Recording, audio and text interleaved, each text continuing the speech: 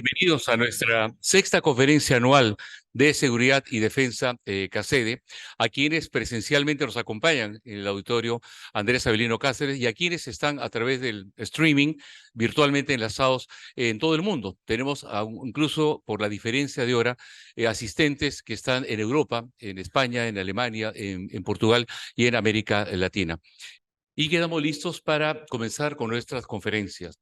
En este primer bloque vamos a tener dos conferencias y luego unos comentarios a manera de panel, donde si hay tiempo podremos recibir las preguntas de parte tanto del público asistente como el público que virtualmente nos está siguiendo. Vamos a invitar en primer lugar para la primera conferencia sobre calentamiento global, causas y consecuencias, una descripción científica del fenómeno, a la doctora Ivonne Catherine Montes Torres. Ella es física por la Universidad del Callao y doctora en oceanografía por la Universidad de Concepción de Chile. Desde el año 2014 forma parte del Instituto Geofísico del Perú. Actualmente se dedica a investigar el rol del océano sobre el clima, el impacto de las interacciones aire-mar locales y remotas sobre los sistemas de afloramiento, los procesos asociados al cambio climático y la desoxigenación marina. Vamos a recibirla con un fuerte aplauso a la doctora Ivonne Montes Torres. Bueno, buenas tardes, muchas gracias por la invitación. Lo que voy a contarles hoy es acerca del calentamiento global. Me pidieron que hable de la ciencia dura. Lo he tratado de traducir a algo más simple, pero vamos a ver cómo nos va. Ojalá nos dé tiempo para preguntas. Ok, para entender el cambio climático, primero hay que entender que nuestro sistema terrestre está compuesto por 5 componentes, y cuando hablamos del sistema climático, pensamos que solo está la atmósfera, pero en realidad tenemos 5 componentes y el resultado del cambio climático o las causas y las consecuencias va a ser afectado por estos 5 componentes, ¿no? Primero tenemos la atmósfera. Oh.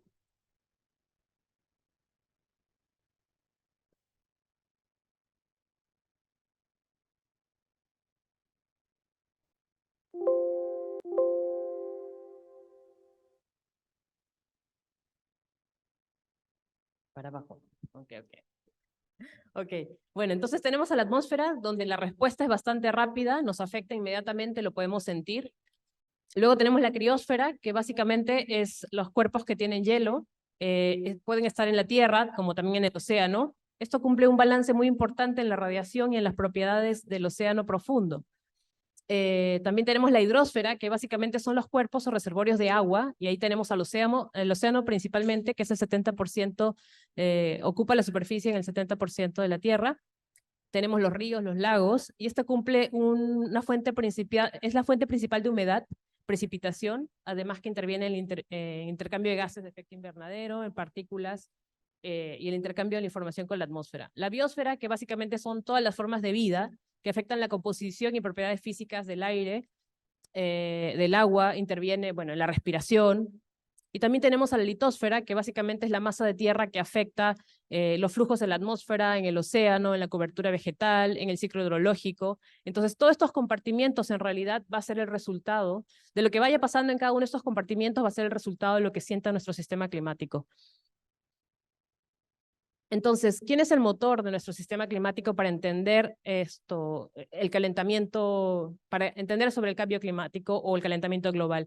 Básicamente es el Sol. El Sol es el motor de nuestro sistema climático. Hay muchas reacciones de fusión nuclear en el Sol que van a liberar energía y va a ser transportada en el espacio a través de ondas electromagnéticas que van a llegar a nuestra Tierra. Ese va a ser el primer mensaje que necesitamos que nos quedemos, porque esa radiación básicamente llega, y una vez que llega a la Tierra, gracias a que nuestra Tierra tiene una composición, está cubierta por la atmósfera.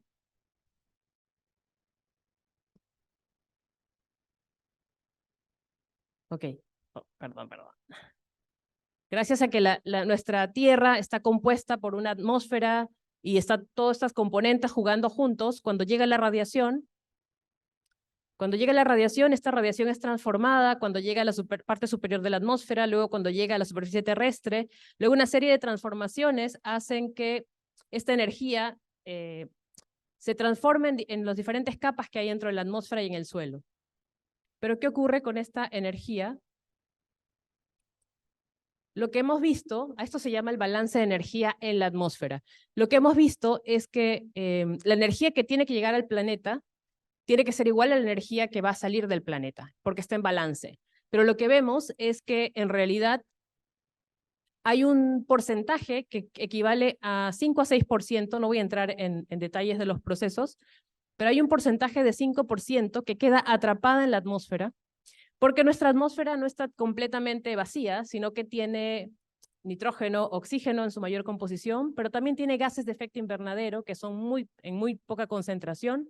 En este caso es el vapor de agua, el dióxido de carbono, el metano, el ozono 3.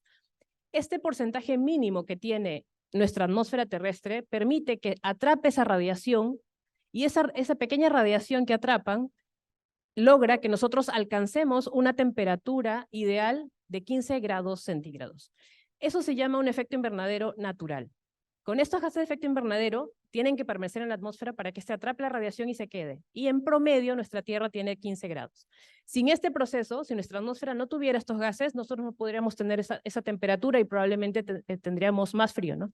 Nuestra temperatura global sería más frío. Entonces aquí el punto importante es que gracias a la energía que viene del Sol y a esos pequeña composición de gases de efecto invernadero que están en la atmósfera, es que llegamos a la temperatura ideal.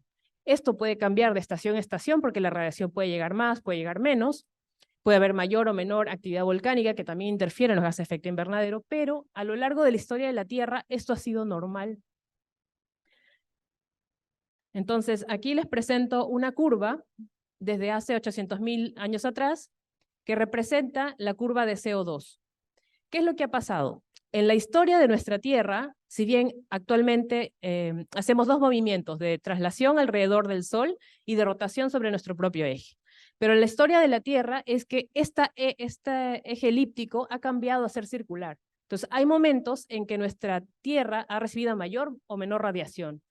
Y a eso se llaman ciclos orbitales, es decir, las órbitas han ido cambiando y por lo tanto han recibido mayor radiación. Si han recibido mayor o menor radiación, eso ha afectado la cantidad de gases de efecto invernadero que ha tenido nuestra Tierra, pero la Tierra lo ha aceptado normalmente, ¿no? Es lo que vemos aquí. Esta curva de color amarillo representa el dióxido de carbono en la atmósfera, que en los periodos más fríos, que son las curvas más hacia abajo, ha llegado a ser 180 partes por millón, mientras que en el periodo más caliente y cuando estuvo más cerca al Sol, llegó a ser 300 partes por millón. Entonces, esta curva hace 800.000 años hacia atrás, la historia de la Tierra lo ha contenido. O sea, ha habido periodos muy calientes y periodos muy fríos.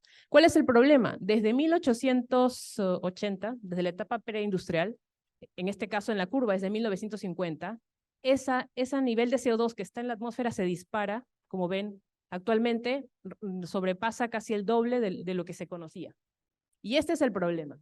El problema es que hay un exceso de CO2, de ese pequeño porcentaje de gases de efecto invernadero, que como estos gases son opacos y lo que hacen es atrapar la energía y no se liberan, la energía no se libera, entonces lo que hace es calentar el planeta. Entonces, eso es lo que está ocurriendo. Eso es el proceso físico del calentamiento global. Hay un exceso de CO2 que se ha registrado a partir de la periodo preindustrial. Entonces, el mensaje aquí es que la Tierra ha tenido cambios en la radiación solar y, por tanto, gracias a eso, debido a las variaciones orbitales, ha habido mayor o menor energía solar y, por ende, mayor o menor cantidad de CO2 en la atmósfera. El problema es que esto está sobrepasando a lo que conoce la Tierra, ¿no? Ok, aquí tenemos la misma curva, pero nos enfocamos de la época preindustrial hasta la actualidad, aproximadamente 2019, bueno, 2023 estamos, donde la curva de color negra representa la temperatura y esto representa la anomalía con respecto al promedio de lo que va pasando en toda la Tierra.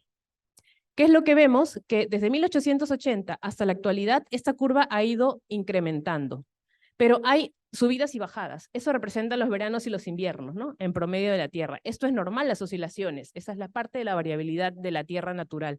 El problema es esta pendiente de color negra, que nos indica que el 2019 ya habíamos alcanzado el 1.1 grado sobre lo que la Tierra conocía, debido a este exceso de CO2. Y cuando sobreponemos la curva de CO2, que está en color rojo, lo vemos es que, wow, crece el CO2, crece la temperatura. Entonces, ese es el calentamiento global. El exceso de CO2 desde por el uso del combustible fósil, básicamente, porque el combustible fósil son las rocas, digamos que por largos periodos de tiempo el carbono se ha enterrado y se ha quedado, ¿cierto?, sin usar. Luego, cuando los sacamos, lo que hacemos es, digamos, quemarlos, transformarlos y liberar en forma de gas. Ese gas queda atrapado en la atmósfera y eso es lo que ocurre, ¿no? Porque como les dije, estos gases tienen la costumbre de atrapar esa pequeña energía que va quedando dentro de la Tierra para calentarlo, ¿no? Pero desde la etapa preindustrial, desde que utilizamos combustible fósil para nuestro bienestar, está generándose este calentamiento global.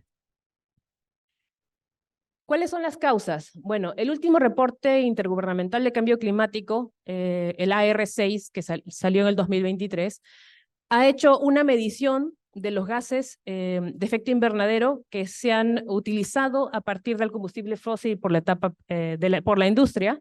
Luego se ha separado el CO2 que se ha generado por el cambio de uso de suelo, y aquí está cada curva, ¿no? Si ven cada una de estas curvas con diferentes colores, representa uno por la quema de combustible fósil y por la industria, las siguientes por el cambio de uso de suelo, y las siguientes son otros gases. Aquí hablamos del metano y otros gases. Entonces, como pueden ver, de 1850 hasta el 2019 continúa con esa tendencia. Entonces, ¿quién es el responsable? Básicamente, el humano que está consumiendo combustible fósil para mantener energía y mantener el bienestar. Esto para el planeta es nada, ¿no? Porque en su historia se va a acomodar. El problema es a la escala de que nosotros vivimos, ¿no? A la escala del ser humano, 80, 100 años, donde para la Tierra esto es nada, pero para nosotros, que nos beneficiamos del ambiente, va a ser es un problema, ¿no? Solo para convencerlos, aquí tenemos otra gráfica que también viene del reporte intergubernamental, donde nos dice los valores de dióxido nitroso. El dióxido nitroso es 10 veces más potente que el dióxido de carbono para calentar la atmósfera. Luego tenemos el metano, también sigue la tendencia el aumento, y luego el dióxido de carbono, que ha sido el más abundante, ¿no? Que corrobora que hemos utilizado el combustible fósil para y eso ha incrementado en la atmósfera, ¿no? Esto se da desde 1850 hasta el 2019 y aquí está el porcentaje en partes por millón. Luego, aquí tenemos esta gráfica, a mí me gustó mucho porque nos indica cómo estamos, ¿no? Cómo han sido las emisiones, cómo han sido las emisiones antropogénicas netas, históricas, desde el año 1850 al 2019. Y podemos ubicarnos, ¿no? Por ejemplo, Latinoamérica y el Caribe nos encontramos en esta parte. En la parte rosada nos está indicando lo que se ha generado, las emisiones por cambio de uso de suelo. La verde nos implica por el combustible fósil y por la industria. Entonces ahí podemos ver dónde nos ubicamos y cómo ha sido el porcentaje. Se creía, en realidad, siempre hemos creído, ¿no? Que el Perú solamente no emite tanto, porque tenemos la Amazonía, pero según estas estadísticas, si vemos cómo está Perú aquí, vamos a ver que sí emite un porcentaje importante. Entonces sí tenemos que hacer acciones de mitigación, según lo que muestra este cuadro, ¿no? Aquí podemos ver cuánto es lo que cada país o continente o cada región está emitiendo. Y aquí lamentablemente no se ve, pero ¿cuáles son las consecuencias que ha traído este calentamiento? En el año 1960, los investigadores de su época ya decían que hay un cambio climático. Y de hecho muchos se acordarán de ustedes cuando se hablaba en los dibujos animados sobre el Capitán Planeta. El Capitán Planeta nace a partir de un grupo de investigadores que se dan cuenta que hay cambios importantes que están surgiendo, ¿no? Y a través de este cómic tratan de tomar acción, ¿no? Por eso hay aire, fuego, bueno, los que se acuerdan del Capitán Planeta, si no pueden ir a leerlo un poco. Bueno, entonces, ¿cuáles son las consecuencias? Debido a este calentamiento, ha habido consecuencias tanto en la atmósfera como en el océano, en la criósfera, en el ciclo de carbono, en el clima que está teniendo la Tierra, y creo que nosotros somos testigos, ¿no? En alguno de los registros que tenemos es el exceso de la temperatura en toda la atmósfera. Tenemos el calentamiento de la troposfera, que es la capa de la atmósfera que está más en contacto con la Tierra. Luego tenemos un enfriamiento en la estratosfera, que viene a ser la capa siguiente de la atmósfera. Y bueno, tenemos una expansión de las celdas de circulación que están en la región ecuatorial. En el océano han habido cambios físicos y químicos. Eso incluye el contenido de calor, los cambios en la salinidad, los cambios en el nivel del mar. En la parte de la criósfera, bueno, casi todos los días escuchamos en las noticias las pérdidas de hielo glaciares, el retroceso glacial, o las pérdidas de hielo en la Antártida, en Groenlandia. También tenemos cambios o retrasos en la nieve que se genera en el hemisferio norte. Lo estamos viendo en Europa, por ejemplo, ahora siguen caliente cuando deberían estar ya en un periodo más frío. En el ciclo del carbono tenemos un efecto completo en cómo se capturaba el CO2 por la parte de las plantas, ¿no? Recuerden que a través de la fotosíntesis, o sea, las plantas tanto en el océano como en la atmósfera capturan el CO2 y eso también ha cambiado. Hay un retraso en el comportamiento natural. Y bueno, en conclusión de esta gráfica podemos ver que en realidad todo el sistema está cambiando de aproximadamente 1950 en adelante. Ahora, ¿qué significan estas barras negras y colores rojos, marrones? Los investigadores del panel evalúan cuáles son los cambios observados. Los colores más negros implica que es un hecho. O sea que estos cambios que les acabo de decir son reales. No hay marcha atrás, y a la mano derecha dice si es que la contribución humana ha hecho o no cambios. Entonces, como pueden ver, por ejemplo, el calentamiento global es un hecho que se está observando y es un hecho que la contribución humana es que lo ha afectado. Si hablamos aquí, por ejemplo, del cambio en la captura de CO2, es un hecho observado, pero con respecto a si son los humanos que lo han forzado, digamos, es casi cierto, pero no totalmente, ¿no? Bueno, la escala de colores implica cuán certero, cuán cercano, cuán confiable es la información que se ha producido, ¿de acuerdo? Entonces, con este quiero dejarles el mensaje de que sí hay cambios y hay que saber entenderlos, ¿no? Hay que saber para tomar acciones, podemos tomar acciones de mitigación, también de adaptación. Bueno, ¿y cómo estamos con el Perú? O sea, ¿qué es lo que pasa en Perú? Me gustó mucho leer este reporte de la Defensoría del Pueblo, donde hace una evaluación post-niños y indica de que entre el 2003 y el 2014 todos estos eventos fueron los que se desarrollaron en el Perú durante este periodo.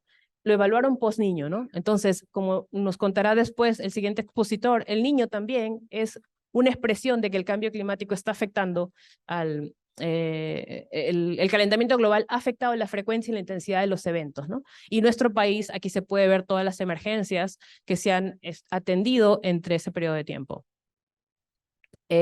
Bueno, ¿cuáles son las consecuencias adicionales, además de lo que está pasando en el sistema? Porque ahí tenemos que ver los servicios ecosistémicos o los beneficios que nos da los ecosistemas a nuestro bienestar o a nuestra vida. Bueno, ahí tenemos problemas o consecuencias en la disponibilidad de agua y la producción de alimentos, en la salud y en el bienestar, en la infraestructura, en los asentamientos en las ciudades y en la biodiversidad y en los ecosistemas.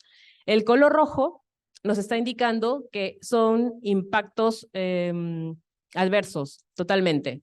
El color gris nos está diciendo que a nivel global se conoce, pero a nivel regional habría que investigarlo. Entonces, como verán en la disponibilidad del agua, tenemos que hay y hay un impacto sobre la disponibilidad en la producción agrícola y en la siembra, en la productividad de las especies, en las pesquerías y en la acuicultura. Con respecto a la salud, hay infecciones, enfermedades infecciosas, exceso de calor, malnutrición, daños debido al exceso de fuego, enfermedades mentales, desplazamiento, ¿no? Y bueno, daños a la infraestructura, perdón.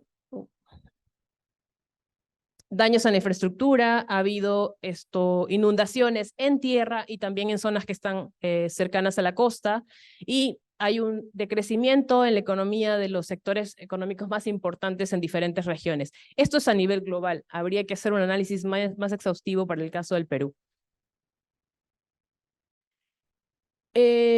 Bueno, y aquí era solamente para ilustrarles en realidad, porque el reporte es muy interesante y nos va contando con mucho detalle sobre todo lo que se ha visto a nivel global. Entonces ahora tendríamos que hacer lo mismo para a nivel regional o a nivel Perú, ¿no? Para ver qué tan importante. Entonces aquí en el reporte te indica cuál es el nivel confiable de información y además cuál es un hecho o cuál es muy probable que va a ocurrir. Entonces la tabla superior te está indicando cuán probable es lo que está ocurriendo. Por ejemplo, el retroceso glacial y la elevación de nivel del mar a nivel global es muy probable. Los cambios en la química del agua de mar, que eso también afecta el ecosistema, también es bastante probable. el incremento en las olas de calor en el océano, es muy probable, lo estamos sintiendo. Bueno, y así.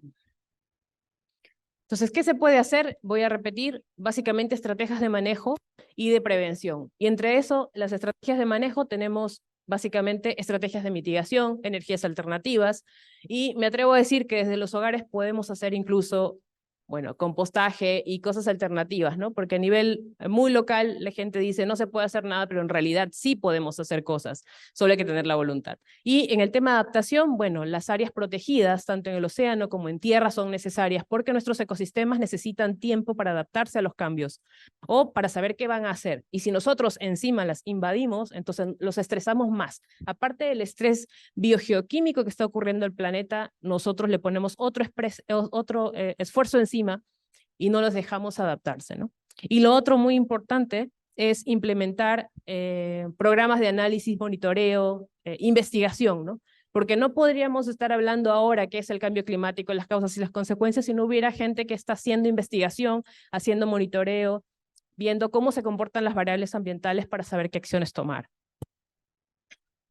¿Qué hacemos desde el IGP? Bueno, desde el IGP investigamos el ambiente en su totalidad, especialmente la Subdirección de Ciencias de la Atmósfera e Hidrosfera genera conocimiento científico a través de diferentes proyectos e investigaciones, donde, bueno, aquí está toda la masa crítica con la que cuenta, y podemos decir que vemos cada uno de los compartimientos del sistema Tierra, ¿no? Entonces tenemos la capacidad y las ganas de mantener conociendo lo que es el ambiente.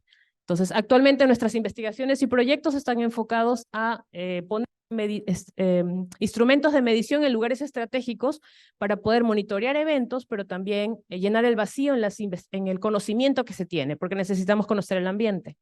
Entonces, ponemos instrumentos de medición en diferentes lugares para poder conocer el ambiente. Estamos implementando también herramientas de inteligencia artificial para que nos ayuden a determinar, por ejemplo, estudiar fenómenos del niño, anticipar los cambios. Y estamos especialmente implementando un modelo regional del sistema Tierra que nos permita tener información de todos estos compartimientos que cuando inicié la charla, ya que tenemos la expertise, tenemos los datos, entonces podemos ir más allá, ¿no? Y especialmente, bueno, teniendo modelos regionales, básicamente podemos conocer procesos y llenar el vacío en las observaciones. Entonces, eso es lo que necesitamos, por un lado. Y por otro lado, nuestros esfuerzos son para traducir la ciencia dura que hacemos para que les pueda llegar a las personas que toman decisiones. Sabemos que lo que escribimos a veces es muy difícil o un lenguaje demasiado técnico. Entonces, con Ciencia Climática, que es el observatorio sobre el conocimiento sobre el cambio climático, tratamos de traducir un lenguaje más simple a la información científica y además está implementando una herramienta de inteligencia artificial para que a partir de esas interpretaciones que damos ahí, que son jóvenes investigadores y así como seniors, puedan leerlas y luego pueda ser utilizada para documentos de gestión. Entonces, esto es como lo nuevo, esto es una promesa que hizo el Perú en la COP 2027 y se espera presentar en la COP 2028. Entonces, es bastante útil, les invito a visitar la página web y eso era todo lo que yo les quería compartir esta tarde. Muchas gracias. Acompáñenos, por favor, que van a tomar asiento para poder atender la siguiente conferencia y luego tener los comentarios sobre ello. La siguiente conferencia es sobre la política internacional en el cambio climático. En nuestro servicio diplomático de la República tenemos expertos en diferentes temas y justamente para el cambio climático hemos invitado al doctor Germán Vera Esquivel. Doctor, adelante. El doctor es ministro de nuestro servicio diplomático, es escritor internacionalista, doctor en Derecho por la Pontificia Universidad Católica del Perú. Tiene una maestría en Política Internacional por la Universidad Libre de Bruselas, en Bélgica. Por favor, mientras te voy a presentarlo, don Germán. Tiene un MBA en la Universidad Latinoamericana de Comercio Exterior de Panamá. Ha servido en misiones del Perú, en Europa, en los Estados Unidos, en Centroamérica, y actualmente es diplomático y asesor de la Junta Nacional de Justicia. Doctor Vera, lo dejo para su conferencia. Muy buenas tardes. Para mí es muy grato estar esta tarde con todos ustedes. Señor General Walter Martos, Director General del CAEN, Teniente General FAB Jorge Luis Chaparro, Viceministro de Políticas para la Defensa del Ministerio de Defensa, distinguido auditorio. Les agradezco por haber venido esta tarde. Es para mí un gran honor dirigirme a ustedes en esta ocasión tan especial. Señalado esto último, deseo en primer lugar agradecer al Centro de Altos Estudios Nacionales, CAEN, y a su director, el general Walter Martos, por su amable invitación para conversar con ustedes en esta tarde. Igualmente, deseo agradecer a los distinguidos miembros que me acompañan, a los señores ponentes y a ustedes, distinguido auditorio, por su presencia. Reciban nuevamente mi sincero aprecio. Para mí es muy grato regresar al Centro de Altos Estudios Nacionales, CAEN, institución académica faro de gran prestigio nacional y donde he tenido también la oportunidad de ser docente. Recuerdo muy gratamente que fui profesor en el CAEN hace algunos años, en el diplomado titulado Modelo Peruano de Desarrollo Alternativo y el enfoque multidimensional en la lucha contra el tráfico ilícito de drogas en el año 2015. Como ustedes conocen, el tema de mi conferencia de hoy está titulada La Política Internacional del Cambio Climático, tema sobre el que debo confesar que he estudiado o vengo estudiando desde hace varios años en su perspectiva internacional. Producto de esas investigaciones académicas he podido escribir algunos textos sobre el cambio climático, el derecho internacional y la política internacional que espero resumirles hoy en esta tarde. Así, quien se dirige a ustedes es abogado, diplomático y profesor de Derecho Ambiental. El tema que debo desarrollar hoy, la política internacional en el cambio climático, podría extenderse a un curso en el CAEN y podría tomarnos largas horas para su exposición. Pero siendo que estamos en un horario vespertino, trataré de hacer una exposición de unos 30 o 40 minutos y como hemos coordinado con el señor director, el distinguido amigo Gonzalo Iwasaki, me avisará él cuando sea el momento para conferir. Después de mencionarles estas palabras iniciales, pasemos a nuestro tema, la política internacional en el cambio climático. Quería empezar con una frase motivadora, ¿no? Que es la importancia del tema. Según el presidente del BCR, don Julio Velarde, lo que estamos viendo, y esto lo ha mencionado hace muy poco, es que la temperatura mayor está haciendo que los rendimientos de los cultivos, ciertamente es un año muy malo para la agricultura, el peor de los últimos 26 años y puede ser incluso peor. Se refiere el presidente Velarde a la problemática del cambio climático. Esta frase motivadora puede ser de importancia para que ustedes tengan en consideración lo que yo entiendo que ustedes conocen muy bien, ¿no? Que la problemática del cambio climático es un tema fundamental y de gran importancia. El cambio climático, como la ciencia lo ha señalado, y en esto seré muy breve porque la doctora que me ha antecedido ya ha hecho la explicación sobre este tema muy acertadamente. El cambio climático se produce por la quema de combustibles fósiles que generan dióxido de carbono. Por ejemplo, cuando usamos gasolina para nuestros autos o para los aviones en que nos desplazamos, generamos, entre otros gases, dióxido de carbono climático. Esto está dicho en palabras muy simples, para que se pueda entender muy fácilmente. Este problema, según en alguna ocasión mencionó o escribió el académico venezolano-estadounidense Moisés Naim, tiene posiblemente dos soluciones. Decía Naim que el problema del cambio climático o la problemática del cambio climático tenía dos soluciones. Una de ellas podía ser un impuesto al carbono para consumo y la otra posible solución es la innovación tecnológica. Quería empezar y quería continuar, comentando un poco lo que había señalado el presidente Joe Biden en la última Asamblea General de las Naciones Unidas que se llevó a cabo, como ustedes saben, en septiembre. En aquella ocasión, el presidente Biden tomó una parte importante de su discurso en las Naciones Unidas para referirse a la problemática internacional del cambio climático. En su discurso en la ONU en septiembre pasado, indicó algunas de las siguientes ideas. Dice el presidente, o dijo en aquella ocasión el presidente Biden, ¿no? Nuestro interés, dijo él, en ningún sitio es más crítico que la aceleración de la crisis climática. Lo vemos por todas partes, olas de calor que baten récords en Estados Unidos y China, incendios forestales que asolan América del Norte y el sur de Europa, un quinto año de sequía en el Cuerno de África. Juntas, estas instantáneas cuentan una historia urgente de lo que nos espera si no reducimos nuestra dependencia de los combustibles fósiles y empezamos a hacer un mundo a prueba del clima. Por eso dijo en aquella ocasión el presidente Biden, mi administración ha tratado esta crisis como una amenaza existencial. Desde el momento en que asumimos el cargo, decía él, no solo para nosotros, sino para toda la humanidad.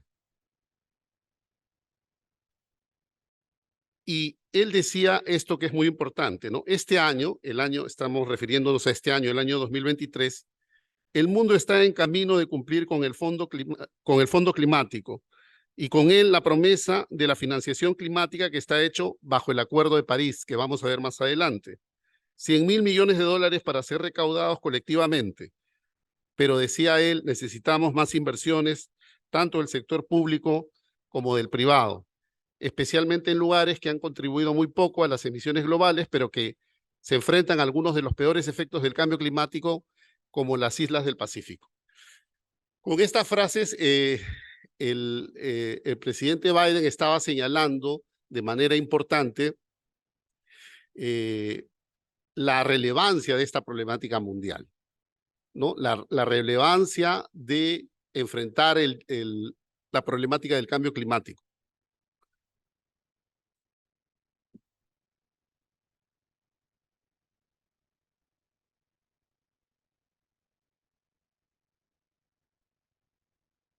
Es importante unir esto que mencionó la persona que hemos mencionado con lo que ocurrió en Lima en el año 2015. En el año 2015, ustedes se recordarán, se llevó a cabo una COP. Se dice coloquialmente COP a la cumbre de los Estados partes de la Convención de las Naciones Unidas sobre Cambio Climático. En aquel año se llevó a cabo en Lima la COP20, que fue muy exitosa y que estuvo coordinada por el Ministerio de Relaciones Exteriores y también el Ministerio del Ambiente, ¿no? En una unión muy benéfica que dio un extraordinario resultado. En aquella ocasión, el secretario de Estado de la administración anterior, el ex senador John Kerry, señaló durante esta COP20 en Lima, ¿no? Que se llevó a cabo en el Ministerio de Defensa en San Borja, señaló Kerry que para el Perú el cambio climático era un tema personal, ¿no? Determinará, decía, el cambio climático si las generaciones futuras conocerán el Perú tal como lo conocemos hoy o si los tesoros que hoy existen se limitarán a la historia. Se refería, por supuesto, a nuestra rica historia y a nuestra naturaleza, ¿no? Decía, ello determinará si las generaciones futuras conocerán el Perú tal como lo conocemos hoy, o si los tesoros que hoy existen se limitarán a la historia. Con ello, el ex senador Kerry mostraba una preocupación, ¿no? Respecto de la problemática del cambio climático. Lo señalado por el ex senador Kerry es cierto, ¿no? De hecho, nuestro país sería uno de los más vulnerables al cambio climático, junto con otros países como Honduras y Bangladesh, como en esa época lo señalaba la prestigiosa organización no gubernamental del Reino Unido, el Tyndall Center. Hoy día sabemos que el Perú está entre los 10 países más vulnerables a los efectos del cambio climático, efectos que serán cada vez más severos, como ustedes coincidirán conmigo, en fenómenos naturales como los del Niño global. Sin embargo, algunos han señalado que así como hay una problemática del cambio climático, ¿no? También los países desarrollados y los países en desarrollo tienen que enfrentar otro tipo de problemáticas similares. como son el terrorismo, el extremismo, las pandemias, la pobreza, la proliferación nuclear, ¿no? Que son igual de acuciantes a la problemática del cambio climático. Estas palabras, digamos, del senador, ex senador Kerry, son importantes dichas en un espacio como el CAE, en el Centro de Altos Estudios Nacionales, ¿no? Cuando en la actualidad a nivel mundial nosotros podemos ver que tenemos dos teatros de guerra, ¿no? El primero en Ucrania y Rusia y el segundo en Israel y Palestina, ¿no? Temas sobre los que yo estoy seguro ustedes conocen mucho más que yo, ¿no? Sin embargo, hay que reconocer que resolver el tema del cambio climático es complicado porque afecta el fundamento de la economía mundial. La economía tal como la conocemos hoy está basada en el uso intensivo de combustibles fósiles, de petróleo, ¿no? En el uso de carbono, el cual es muy difícil de abandonar en el estado actual. Algunos analistas han señalado que deberíamos declararle la guerra al carbono, pero aún estamos muy lejos de ello. El Perú, en ese sentido, como muchos países de América Latina, contribuye en menor medida a la generación del cambio climático por su bajo consumo de combustibles fósiles, en comparación con los países desarrollados. El Perú no es un país que afecte al mundo en gran medida, todo lo contrario. Por ello, y aunque todos tenemos que cooperar para la solución de este problema, las contribuciones del Perú deberían ser menores. Eso es algo de sentido común. En ese sentido, Estados Unidos y otros países desarrollados, en el estado actual de las cosas, no pueden preocuparse, y esto es una lectura más geoestratégica, solos de la solución de la problemática del cambio climático, ya que, como hemos mencionado, enfrentan otras amenazas también, ¿no? Pese a que estos países han sido los que han creado, por sus estilos de desarrollo, esta situación, por su actual situación económica, ellos no pueden concentrarse en el problema climático ni financieramente ni políticamente permanentemente, ¿no? Por ello, los países desarrollados apuestan a acuerdos donde todos los países del mundo, de acuerdo a sus capacidades, puedan responder a la problemática del cambio climático. Ese es el concepto fundamental que quería hacerles llegar, ¿no? De otro lado, el uso de los combustibles fósiles implica considerar diversos intereses en este tema. Los estados desarrollados y en desarrollo y sus líderes políticos no pueden por sí solos enfrentarse a fuerzas económicas que concentran grandes intereses. Además, ello no siempre es necesario, ya que gran parte de la humanidad participa de los beneficios del sistema actual, que se encuentra basado en el uso de combustibles fósiles. ¿Dejaremos, por ejemplo, nosotros de usar nuestros autos? ¿No? ¿Dejaremos de usar los aviones?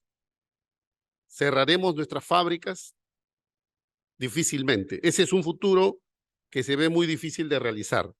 No obstante, como una alternativa de desarrollo sostenible y pensando en las futuras generaciones, podemos apostar a largo plazo en el progreso de la energía alternativa, solar y eólica particularmente. Entonces, debemos continuar avanzando lentamente en la negociación climática, esperando que lo mejor pueda suceder en el futuro y tengamos entonces una aproximación cauta sobre este tema. En un mundo cambiante donde no todos los intereses se conocen y son claramente visibles. Esta es una frase que puse, si acaso en el auditorio hay algún negacionista del cambio climático, ¿no? Decía o dice la frase, ¿no? Podemos afirmar que el cambio climático es una amenaza global muy importante contra nuestro planeta, de acuerdo a, como también ya lo ha mencionado la doctora que me ha antecedido muy acertadamente, a lo que señala el panel intergubernamental de cambio climático de las Naciones Unidas y numerosos informes del Banco Mundial, Banco Interamericano, el informe STER, entre otros, ¿no? El calentamiento global es incuestionable y es inequívoco, porque espero que no haya ningún negacionista en el auditorio, ¿no? En todo caso, este es algo muy importante. Como ustedes saben muy bien, remediar el problema del cambio climático además de todos los esfuerzos que se hacen desde los diversos sectores, también implica un compromiso diplomático global. Y ese compromiso es el Acuerdo de París que se adoptó en el año 2000. Y entonces aquí, para ir avanzando con nuestra exposición, habría que señalar que hay 3 momentos importantes en la negociación del cambio climático. Recuerden ustedes que toda esta negociación empezó en el año 1992, cuando se adoptó la Convención Marco de las Naciones Unidas sobre Cambio Climático. Para ubicarse, digamos, estamos en el gobierno del presidente Clinton en el año 92, y recuerden que solo el año 89 cayó el muro de Berlín. En ese momento, en un momento de esperanza, de ilusión, ¿no?, importante en la humanidad, se adopta este acuerdo, ¿no?, la Convención Marco de Cambio Climático. Y entonces, desde ese año hasta el 2009, tenemos 2 documentos jurídicos importantes, que es la misma convención y el protocolo de Kioto. La convención era un documento, o es un documento, que incluye normatividad general, ¿no? Yo soy abogado, entonces me gusta hablar de normas, de leyes, ¿no? Es un tratado que incluye normatividad general. Y el protocolo de Kioto era como el reglamento, digamos, de esa convención, ¿no? Establecía las características especiales de cada una de las obligaciones.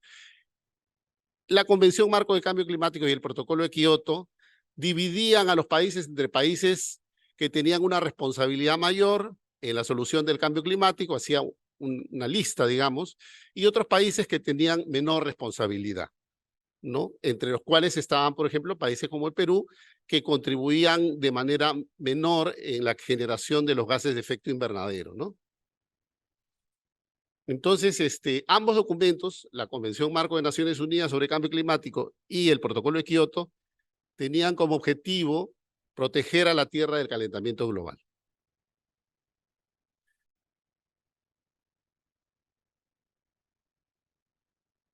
La convención de cambio climático se llama Marco porque creaba, como les he mencionado, obligaciones generales. Era una suerte de guía o de plan de acción. La convención no generaba obligaciones específicas, las cuales se dejaban a documentos posteriores, como por ejemplo el protocolo de Kioto.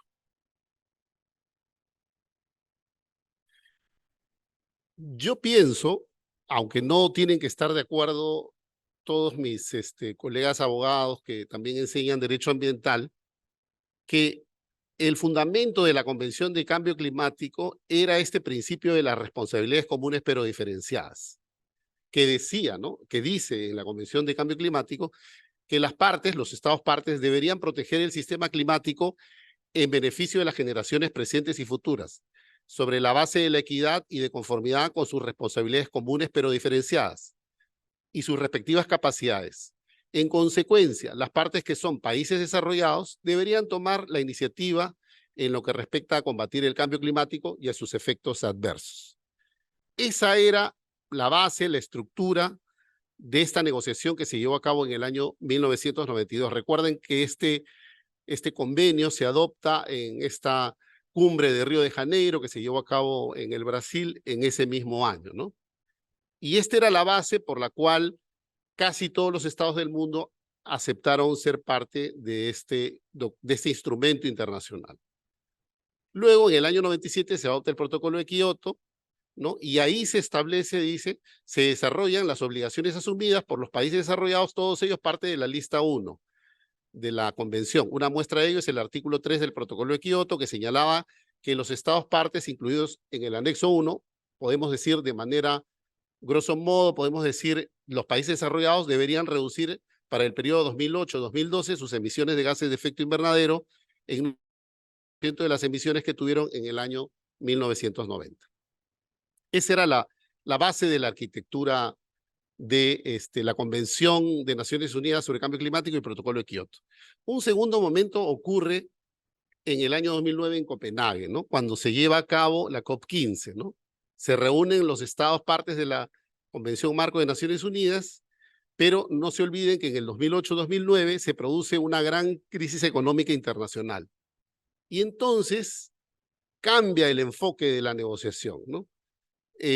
Ya vamos a dejar ese principio de responsabilidades comunes pero diferenciadas y vamos a ir camino a un nuevo acuerdo, ¿no? En diciembre de 2009 no se alcanzó un acuerdo relevante entre los países participantes. Una razón de ello se podría deber a que no hubo voluntad política para solucionar los problemas del calentamiento global, ¿no? Esa voluntad debía, como líderes del mundo, provenir de los países desarrollados. Pero ni los Estados Unidos ni la República Popular China, que muchas veces se considera país en desarrollo, ellos mismos se consideran países en desarrollo, ¿no? Tuvieron por el momento el interés suficiente para solucionar este problema global.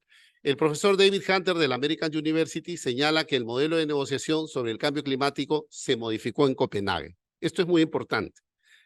Ya no va a ser entonces el principio de responsabilidades comunes pero diferenciadas la base de la negociación, sino una responsabilidad compartida por todos los países, ¿no? No interesando si son desarrollados o en desarrollo. Esta es la famosa reunión de Copenhague, ahí pueden ver a Barack Obama, Sarkozy, Angela Merkel, líderes de aquella época, ¿no?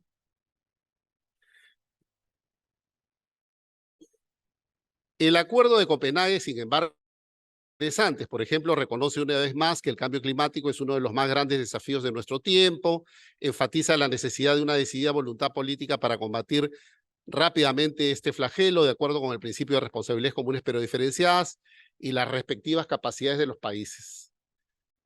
Durante Copenhague se debilita el principio de responsabilidades comunes pero diferenciadas. De ahora en adelante, cada país debe contribuir a la solución de esta problemática global. La COP20 del Perú es muy importante, como yo he mencionado, ya lo he mencionado, ¿no? En una coordinación muy importante, las instituciones del Estado llevaron a cabo esa reunión en Lima y pienso yo personalmente que fue un éxito. En aquella ocasión se adoptó el llamado de Lima. En la COP20 de Lima del 2014 se acordaron otros temas que merecen mencionarse. Por ejemplo, la futura creación o ya la creación en nuestro país del Centro de Investigación de Glaciología, ya que el Perú, que tiene el 70% de los glaciares tropicales, ha perdido casi la mitad del volumen de muchos de ellos en los últimos 30 años. Eso se mencionó en la COP20. En el tema de bosques, el gobierno de Noruega ofreció $300 millones para la recuperación de estos en nuestro país. En aquella ocasión también se mencionó eso, ¿no?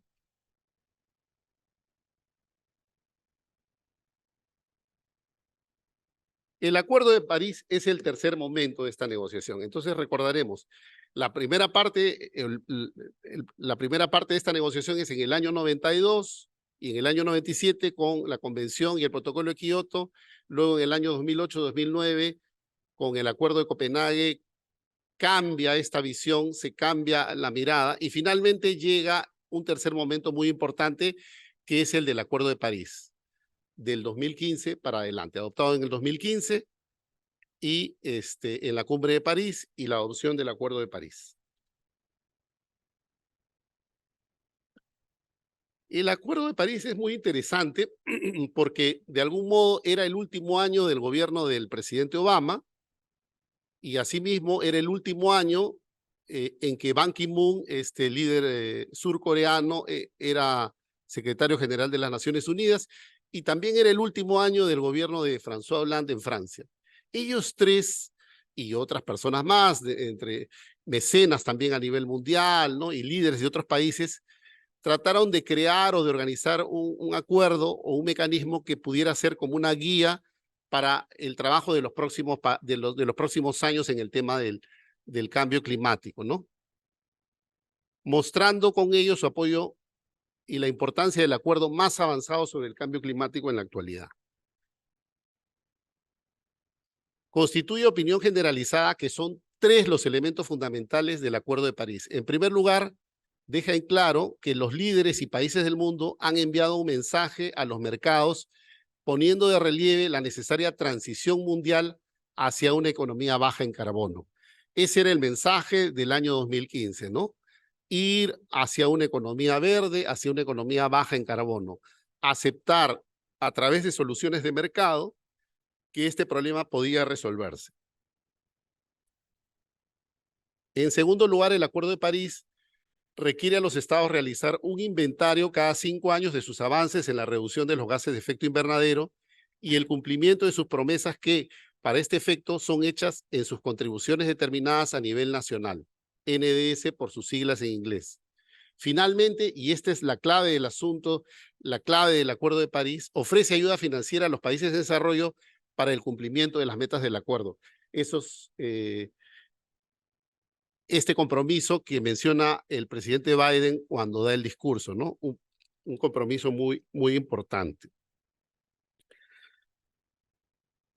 Para algunos analistas, en esta década la humanidad alcanzará el consumo medio de todo el petróleo existente en el planeta.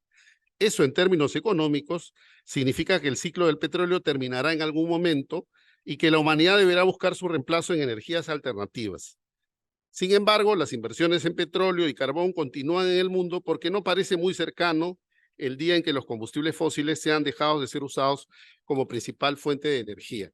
En realidad, lo que se señala es que con la innovación tecnológica, cada vez en los próximos 20 o 30 años usaremos menos petróleo, ¿no? No es que el petróleo vaya a desaparecer de la humanidad, sino que usaremos menos porque cada vez tendremos mejor tecnología. Eso es lo que se señala, lo que señalan los expertos sobre este tema, ¿no? Entonces, a mí me parece muy, muy importante mencionarles esto porque de algún modo representa lo que yo les quería comentar, que era entender esta arquitectura diplomática, digamos, que empieza en el año 92 y que para, digamos, los que no están en ese mundo, ¿no? Pueden llegar a pensar o pueden llegar a decepcionarse porque no ven realmente un avance en la solución de esta problemática, ¿no? Sin embargo, tenemos que tener en consideración toda la problemática que hay en el mundo y que este es un tema donde hay muchos intereses a nivel mundial y que tienen que tenerse siempre presentes, ¿no?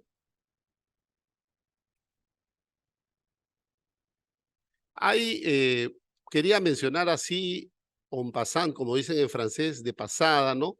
Algunas experiencias exitosas, ¿no? De reducción de gases de efecto invernadero. Por ejemplo, la línea LATAM Airlines y en general todas las líneas aéreas yo creo que están ahora buscando crear aviones más eficientes, que utilicen menos combustible, ¿no? En el futuro, también señalan algunos expertos, vamos a pasar de esta energía del petróleo a las energías como la eólica, ¿no? Y otras como esas, pero también, por ejemplo, al uso del hidrógeno o al uso que ya se realiza de energía nuclear, que según dice la Unión Europea es una energía no contaminante, ¿no? La energía nuclear. Entonces en las líneas aéreas hay mecanismos para lograr reducir lo que llaman la huella de carbono y que me parecen muy interesantes porque muestran que también hay una responsabilidad social, ¿no? De parte de las empresas, ¿no? Y igual ocurre con los bancos, digamos, ¿no? Que, por ejemplo, en el Perú, 2020, un reconocimiento del Ministerio porque realizaron la medición de su huella de carbono, ¿no? Y están trabajando de manera intensiva en eso. Esto en el ánimo de siempre plantear propuestas optimistas, que es el espíritu de la institución Faro, en la que yo tengo el honor hoy día de dirigirme a ustedes, ¿no? Estas conclusiones, yo ponía en el texto que tengo acá escrito conclusiones con precaución, ¿no? Lo que nos interesa, digamos, ¿no? Los intereses del Perú en el tema del cambio climático. Creo que eso es importante, ¿no? Este es un tema con el que coincidiremos, me imagino todos, ¿no? Que los principales intereses del Perú en el tema del cambio climático se encuentran en la reducción de las vulnerabilidades de nuestro país ante el fenómeno del cambio climático, como son el retroceso glaciar, ¿no? El aumento de la frecuencia e intensidad del fenómeno del Niño. Este es un tema que ya se tenía presente, por ejemplo, cuando se llevó a cabo la Cumbre sobre Desarrollo Sostenible en Johannesburgo en el año 2002, ¿no? Ya en aquella época, yo recuerdo como joven profesional en aquella época, ya se tenía presente este tema de reducir las vulnerabilidades ante el aumento de la frecuencia e intensidad del fenómeno del Niño. Y luego el otro tema es la elevación del nivel del mar. Asimismo, nuestro país debe promover el uso de energías de fuentes renovables limpias. Igualmente, no debemos olvidar que nuestro país tiene una renta estratégica en sus bosques, en el agua, ¿no? Que deberíamos tener siempre en consideración, ¿no? Digamos, esto es un poco como el diagnóstico. Yo sé que se están haciendo trabajos y labores muy importantes, soy consciente de ello como parte de Relaciones Exteriores, pero digamos, en un ámbito académico siempre es bueno conversar de estos temas, ¿no? Hay que reconocer que el problema del cambio climático no solo es ambiental. A veces uno, sobre todo, digamos, los activistas, ¿no? Entonces, enfatizan esta variable ambiental, ¿no? Pero el problema del cambio climático no es solamente ambiental, es un problema económico y político, ¿no? Para resolver este problema, ¿no? Es necesario que la comunidad internacional llegue a un consenso y se hagan compromisos, ¿no? Por ejemplo, a los países de desarrollo, al Perú, le interesa mayor asistencia financiera y científica, ¿no? En ese sentido, el Acuerdo de París es muy importante. La adopción del Acuerdo de París es muy importante, ¿no?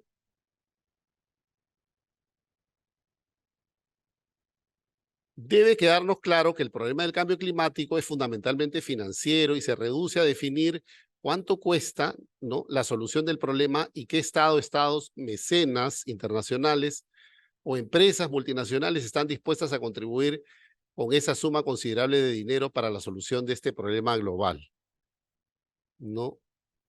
Hasta el momento, de acuerdo con lo establecido en París, serán todos los países del mundo, de acuerdo con sus capacidades, los que deberán contribuir para la solución del problema del cambio climático mundial, recordando que los países en desarrollo recibirán apoyo a través del financiamiento internacional. Entonces, con ello, yo quiero ir concluyendo. Hay muchas más cosas que decir, pero me pareció retador, digamos, mencionarle estos temas, complementando la brillante exposición de mi colega que me antecedió y estoy seguro las brillantes exposiciones de mis colegas que vendrán a continuación, para traer un poco el tema desde la perspectiva internacional, ¿no? Y que ustedes se den cuenta quizás que hay como avances y retrocesos en esta negociación, pero que en realidad la negociación climática no está excluida de las otras negociaciones que hay en el mundo, de las pandemias, de las guerras, de la seguridad internacional, donde ustedes conocen mucho más que yo, ¿no? Y quería dejarles estas reflexiones, ¿no? Siempre en este espíritu académico, amigable, ¿no? En la búsqueda de soluciones, ¿no? Finalmente, debe quedar en claro que cuando hablamos de política internacional en el cambio climático, no solo podemos quedarnos de una manera activista en este tema, sino que debemos incluir otros asuntos importantes, como las inversiones, que son fundamentales para el desarrollo económico de países como el Perú.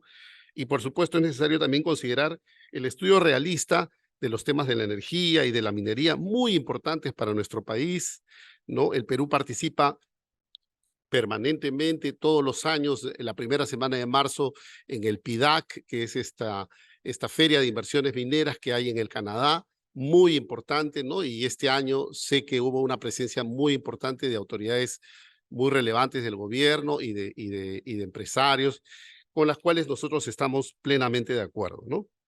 Señoras y señores, les agradezco nuevamente por escucharme en esta tarde y compartir estas breves reflexiones sobre el tema de la política internacional del cambio climático.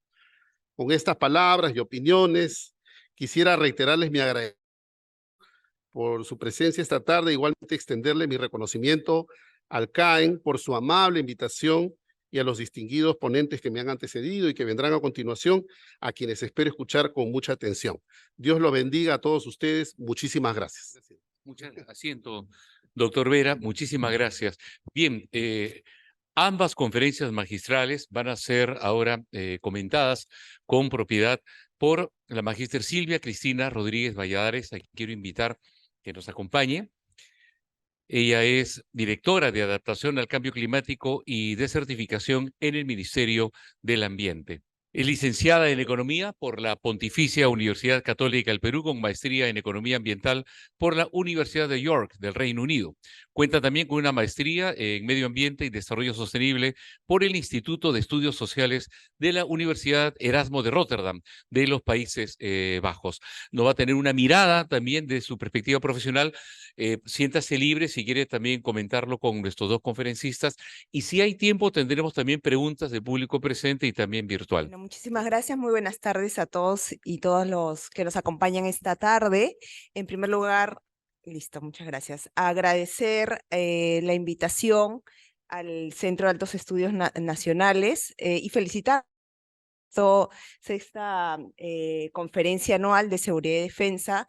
Realmente el tema que se desarrolla y que han elegido ahora sobre el cambio climático es un tema sumamente relevante, no solamente para el mundo, sino para el Perú. Y justamente las dos presentaciones previas nos dan en primer lugar primero, la evidencia científica, ¿no? Los temas de cambio climático ya tienen evidencia. El cambio climático es una realidad y es una realidad que ya nos afecta, que ya vivimos y ya vemos los impactos, y es una realidad que nos va a acompañar en las próximas décadas. Por lo tanto, tiene que ser parte de la política pública y de las decisiones también individuales, como decía Ivonne, incluso en los mismos hogares. Y fue muy importante entonces tener la mirada de la evidencia científica también, porque a partir de eso también en el Perú nosotros ya avanzamos en tomar decisiones basadas en evidencia, en ciencia y evidencia. Y por supuesto el doctor Germán Vera, que nos ha dado el contexto internacional, nos ha hablado de las negociaciones, y aquí el Perú también tiene un rol, y eso es un poquito de lo que también les quería compartir. Entonces, en base a las dos posiciones previas, comentarles rápidamente que en el Perú, en principio, mirando todos los efectos del cambio climático y por supuesto el origen del cambio climático, que son el aumento de las emisiones de gases de efecto invernadero. Si miramos el Perú, ya lo dijeron, el Perú es uno de los países con mayor vulnerabilidad frente al cambio climático. Mencionaron también antes al Banco Central de Reserva del Perú. Justamente el Banco Central ha hecho estimaciones y si no actuamos ahora para hacer frente a las consecuencias del cambio climático, más o menos estamos hablando de pérdidas a nivel de PBI entre 11 y 20%, de 11 y 20% a 2050. Y si hablamos de un PBI per cápita, también hay estimaciones que van entre un 20% al 2100 y un 9% al 2050. Entonces, esto afecta a la economía y el mismo BCR también incluso nos da números, ¿no? Además que hay otras estimaciones también en la región. En el Perú, además, sabemos que si miramos los registros de los desastres, más o menos el 67% de estos está relacionado a eventos que son de origen hidrometeorológico, que están más o menos asociados al cambio climático, porque el cambio climático, como han podido ver, lo que va a traer es no necesariamente eventos o peligros nuevos, ¿no? Lo que va a hacer es modificar la frecuencia y la intensidad de estos peligros que ya en el mismo territorio lo vemos, ¿no? Extenderse en otros territorios, que por ejemplo los casos de dengue, y ya se mencionaba también la pérdida de los glaciares, que es uno de los efectos más claros que miramos, ¿no? Los últimos 40 años el Perú ha perdido casi el 54% de sus glaciares. Este año desde el Ministerio del Ambiente también se van a publicar el nuevo inventario de glaciares, y por supuesto ahí no vamos a tener noticias positivas, más bien ese aumento se continúa. En términos también económicos, hemos hecho también algunas estimaciones de los beneficios de descarbonizar la economía, ¿no? Por supuesto hay que hacer una alta inversión en tecnología, pero si estimamos, los comparamos con los beneficios económicos, finalmente se observa que hay beneficios económicos netos alrededor de 140.000 millones de dólares al 2050, según algunos se realizaron. Entonces, en el Perú gestionamos de manera integral el cambio climático. ¿Y de qué manera lo hacemos? En principio, no es reciente, más de 20 años trabajando con el tema, pero en el año 2018 hicimos un importante cambio. En el año 2018 se aprobó, se promulgó la ley Marco sobre Cambio Climático. Y ahí sentamos las bases para fortalecer la gobernanza, la institucionalidad del cambio climático en el país, y ahí justamente el Ministerio del Ambiente pasa a ser la autoridad nacional. Pero no solamente el Ministerio del Ambiente, porque el Ministerio del Ambiente solo no podría enfrentar el cambio climático. Entonces, ahí también en este marco normativo, todos los sectores pasan a ser autoridades sectoriales en cambio climático en el marco de sus competencias, y también los gobiernos regionales y los gobiernos locales. Esta ley cuenta además con un reglamento, por supuesto en el reglamento se detalla más lo que se estableció en la ley, y el reglamento tiene además algo que para nosotros incluso es un ejemplo a nivel mundial, porque es un reglamento que pasó por consulta previa con los pueblos indígenas originarios. Si uno mira el reglamento va a ver cómo el enfoque de género, interculturalidad e intergeneracional y la participación de los actores estatales y no estatales es clave, y eso parte también de este reglamento, ¿no? Entonces, ya hablábamos también de que como parte del Acuerdo de París, todos los países nos comprometimos a trabajar de acuerdo a cada contexto nacional en lo que son las NDCs, por las siglas en inglés, pero son las contribuciones nacionalmente determinadas. Si uno pregunta en materia de cambio climático a los demás países que están haciendo, todos más o menos están trabajando en sus NDCs, están implementando sus NDCs. En el Perú, es un término un poco amigable, lo llamamos también nuestro desafío climático, y en un ratito más les cuento de qué trata. Entonces, este marco es importante resaltarlo aquí, porque ya es un paso que da el Perú en realmente cómo hacer frente a las consecuencias del cambio climático. Para finalizar, este marco también resalta nuevamente que este no es un trabajo del Ministerio del Ambiente, es un trabajo multisectorial, es un trabajo multinivel. También los gobiernos regionales, locales, se coordinan con ellos y también tienen una agenda de prioridades en materia de cambio climático, y es un trabajo multiactor. Nosotros tenemos espacios donde tenemos a los diferentes grupos de interés de la sociedad civil representados, sector privado, las ONGs, la academia, los colegios profesionales, los jóvenes, los pueblos indígenas, etc.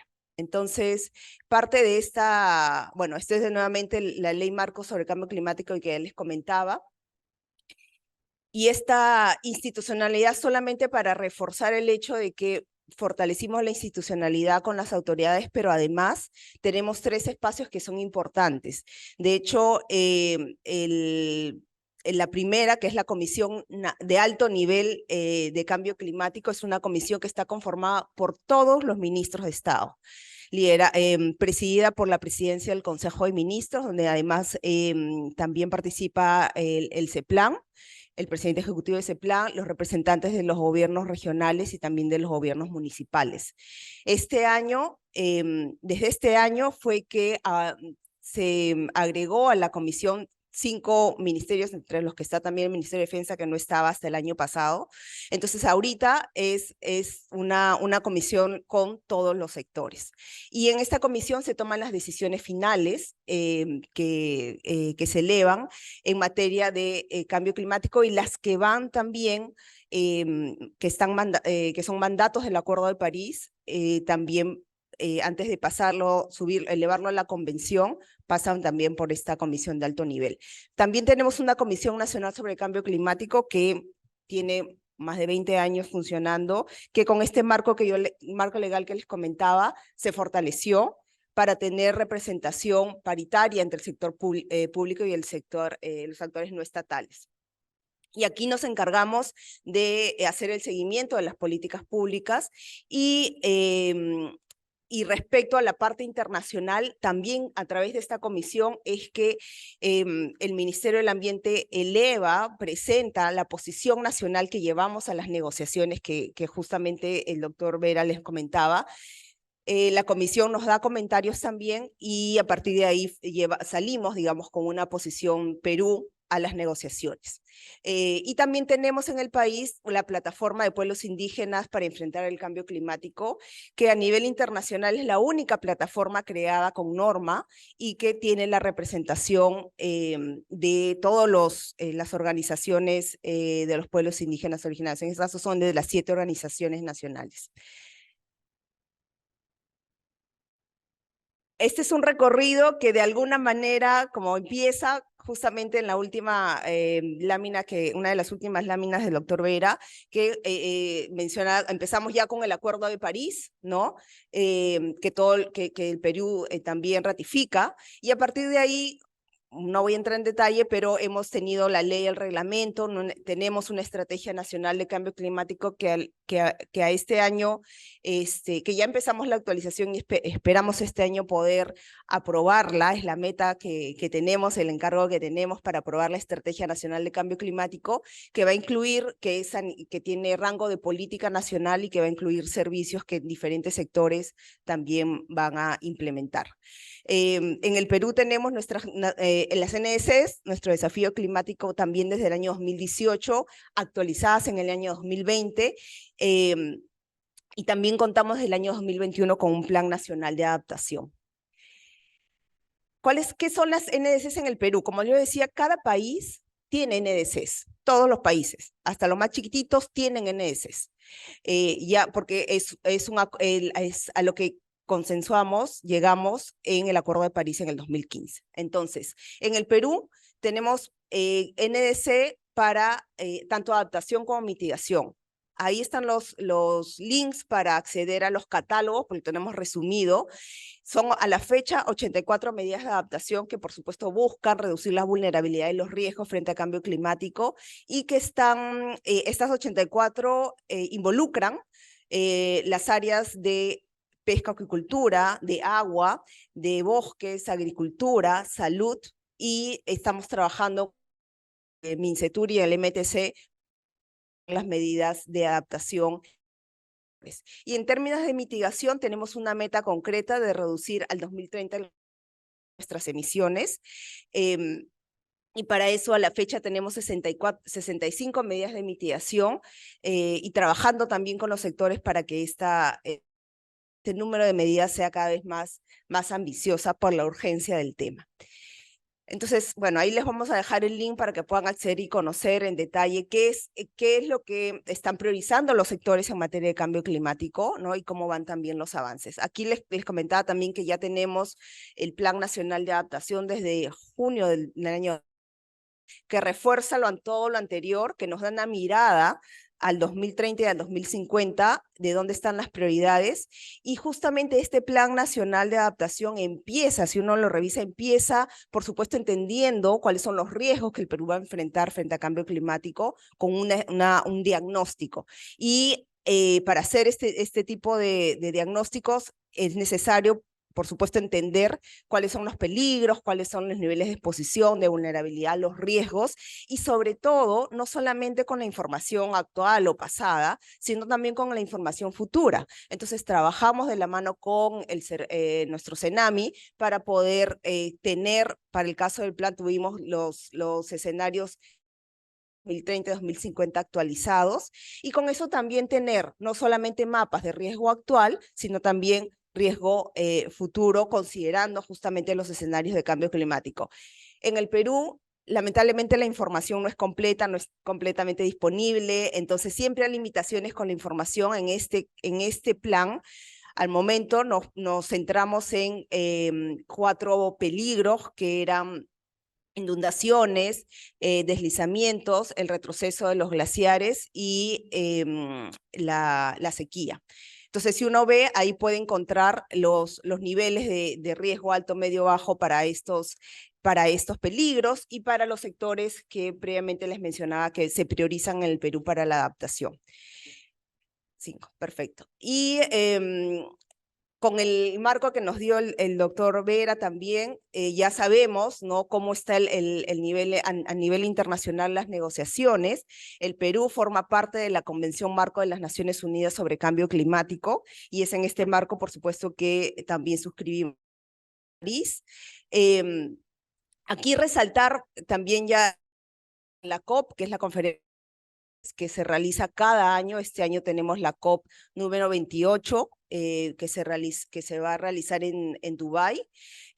Resaltarle aquí, solamente les explicamos cuáles eran, digamos, los órganos, porque es una institución, entonces hay órganos ahí de gobernanza, órganos que dan soporte técnico, científico y de ejecución. Importante aquí que lo que tenemos que considerar, y eso lo decimos siempre cuando hablamos de negociaciones, ¿no?, para que nosotros podamos avanzar, y así se logró en el Acuerdo de París, todos los países tenemos que llegar a consenso, ¿no? Aquí no gana la mayoría, ¿no? Tiene que haber consenso. Entonces, hacer consenso entre 195 países, 94 países, se imaginarán lo difícil que es, ¿no? Entonces, pero para eso llegamos con el Acuerdo de París. Ay, me salté aquí. Entonces, para negociar, el Perú forma parte aquí está en rojito, creo que está acá. El Perú forma parte de un grupo mayor que negociamos como grupo, ¿no? Y ya se nos hace a veces, incluso entre los diferentes subgrupos que tenemos, también tenemos que buscar puntos medios y consensos para llevarlo a las negociaciones. Entonces, el Perú forma parte del LAILAC, que es, no sé qué hice, a ver. Ya, el Perú forma parte del AIRA con 8 países, de Sudamérica y otros de Caribe también, y hay otros grupos, ¿no?, de países, y finalmente somos parte del G77 más China, somos parte de los países en desarrollo más China. ¿Qué temas son prioritarios que están en la agenda de este año justamente en la COP que se va a tratar? Estamos discutiendo cuáles van a ser las metas globales de adaptación, ¿no? ¿Cómo se va a medir? Si es cuantitativa, cualitativa. ¿Cuál va a ser la nueva meta de financiación? Unos años atrás se planteó que a nivel mundial recibir metas de financiamiento anuales, y se está discutiendo de esta meta. El año pasado fue un año clave en esta convención, en la COP27, porque finalmente se logró que se aprobara algo que muchos países no querían aprobar, que era el Fondo para Pérdidas. Por supuesto, si ahorita uno pide cuánto tiene ese fondo, tenemos 0. ¿Por qué? Porque, claro, se creó el fondo y ahora las negociaciones y las discusiones están en cómo se conforma, quién lo va a administrar, etcétera. Entonces, vamos por pasos, y la idea es no demorar mucho para que ese fondo pueda funcionar y pueda ayudar a los países en los temas de daños y pérdidas. En este caso, el Perú, la posición que siempre lleva es justamente este tema que hablamos de los glaciares, ¿no? Esa es una pérdida que ya es evidente y que tiene ya consecuencias, entonces es uno de los temas que nosotros también buscamos que se tomen en cuenta. Bueno, hay otros temas, como pueden ver, de ciencia, de género, los temas de mitigación, por supuesto, hay todo un programa de mitigación para avanzar. Y solamente quería compartirles que ya les decía anteriormente que en la Comisión Nacional de Cambio Climático es donde el MINAM todos los años va, antes de ir a las negociaciones de las COP, va y presenta cuáles son las líneas de la posición nacional y recibe retroalimentación. Este año, y eso lo hacemos todos los años, este año lo que hemos hecho es un conjunto de talleres macrorregionales. Al final hemos tenido la presencia de todas las regiones y de actores no estatales también, con quienes hemos recogido hemos explicado estos temas, la lista que yo les mencionaba, y hemos recogido por dónde están, ¿no?, las prioridades, los intereses que tenemos que dar para tener una posición un poco más integral realmente de país, ¿no? Entonces, esto, bueno, son las fechas de las reuniones que hemos tenido. 545 participantes en 8 reuniones a nivel, como les dicen, en varias regiones, también con 2 o 3 en Lima, y hemos recogido más de 4.000 aportes. Para cerrar, y solamente porque estamos hablando de la parte internacional, este año el Perú, después de 8 años, y por tercera vez va a tener un pabellón Perú dentro de la COP28, ¿no? Y vamos a llevar justamente ahí el espacio para que podamos mostrar también los avances, vamos a resaltar los temas de montañas y de agua, de bosques, de transición energética, océanos, ciudades sostenibles, economía circular y por supuesto temas transversales de género, seguridad alimentaria, de salud, interculturalidad, financiamiento.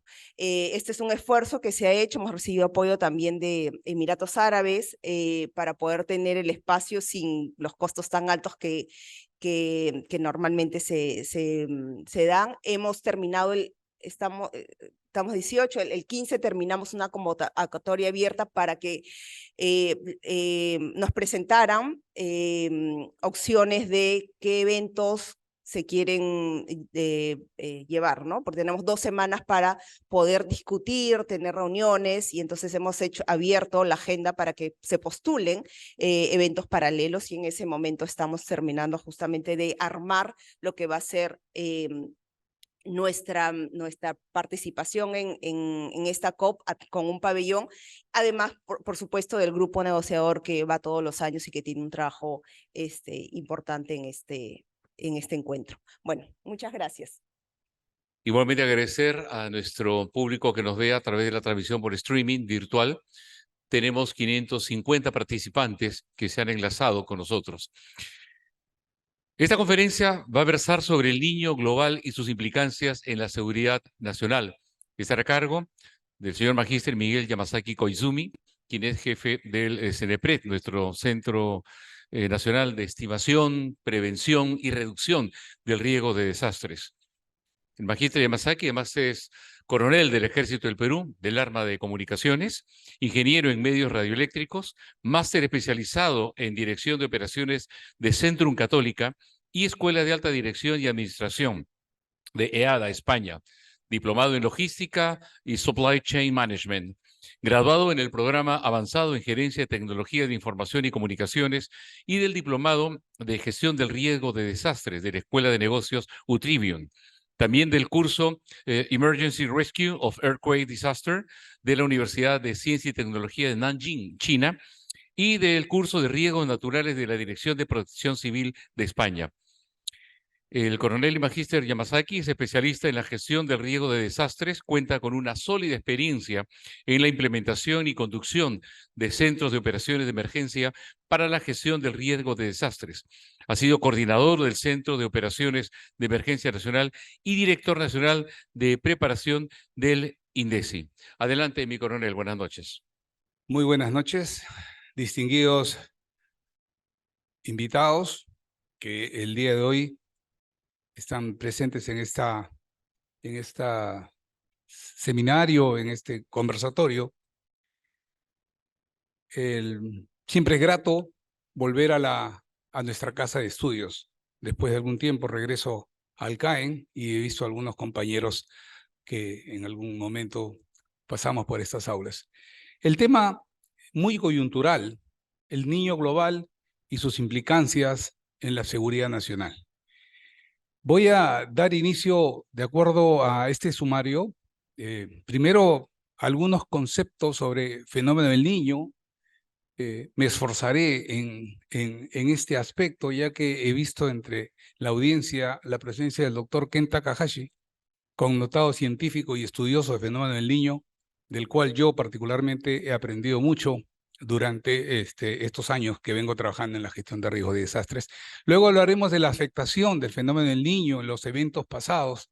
Y por último, lo importante, digamos, las implicancias que pueda tener un fenómeno del niño en la seguridad nacional. Y empezamos, y creo en este orden de ideas, para poder diferenciar lo que es el fenómeno del niño y de lo que es la corriente del Niño, ¿no? Si nos acordamos de repente en la escuela, yo me acuerdo, nos enseñaban desde muy chicos que había una corriente del Niño y había una corriente Humboldt, ¿no? Y efectivamente, la corriente del Niño es una corriente cálida que justamente en los meses de diciembre, finales de año, visita las costas nortes de nuestro país y es por eso justamente la denominación de fenómeno El Niño. Y es necesario diferenciar de lo que es el fenómeno del niño de lo que es la corriente del niño, ¿no? No es lo mismo. Podemos apreciar acá en esta imagen, en el mes de enero, diciembre-enero, es justamente donde se puede apreciar esta llegada de agua cálida desde el Golfo de Panamá y que a la altura del Ecuador más o menos se desvía hacia el oeste. De la misma manera, la corriente Humboldt, que es la corriente fría proveniente del Atlántico, perdón, de la Antártida, impulsada por los vientos alisios y el anticiclón del Pacífico Sur, llegan también a la altura del Ecuador y también se desvían hacia el este y conforman lo que los científicos determinan la zona de convergencia intertropical. Ahora, ya que hemos identificado el fenómeno, la corriente del niño y ahora pasamos a analizar qué es el fenómeno El Niño, ¿no? El fenómeno El Niño propiamente es un evento natural que suele suceder cada cierto tiempo y a propósito de las conferencias anteriores que han hablado sobre cambio climático, este fenómeno se está dando con mayor recurrencia y con mucha mayor intensidad. El fenómeno del niño propiamente es un fenómeno océano-atmosférico que surge del acoplamiento de la atmósfera y del océano. El océano tiene un rol fundamental en el comportamiento climático del mundo. Y ese intercambio de energía entre el océano y la atmósfera es lo que se llama como el acoplamiento océano-atmósfera y es justamente lo que origina el fenómeno del niño. La elevación de la temperatura superficial del mar debido al ingreso de masas de agua caliente que provienen de la parte de la Oceanía, impulsada por los vientos alisios del norte, y se vienen acumulando o en el centro del Pacífico Central o en las costas norte de nuestro país. Y un fenómeno inverso es el fenómeno de la niña, que por el contrario lo que hace es impulsar aguas frías hacia el Pacífico Central, que tiene también consecuencias en otras partes del mundo, que lo vamos a ver más adelante. Los científicos han determinado para facilitar el estudio o han dividido el Océano Pacífico en 4 sectores. El Niño 4, el Niño 3, como pueden ver, y la zona de estudio es el Niño 3.4, que es el centro del Pacífico, y el Niño 1+2, que es la zona norte de nuestro país, la costa sur del Ecuador. Entonces, cuando hablamos de fenómeno de niño, en general el fenómeno del niño es uno solo, pero a raíz de estas investigaciones que se han hecho, porque antes de los fenómenos de niño extraordinarios que hemos tenido, 82, 83, los anteriores no había mucha investigación científica, y ya después de esos eventos grandes, extraordinarios, se colocaron boyas a lo largo de todo el Pacífico que permite monitorear más de cerca el comportamiento del mar, ¿no?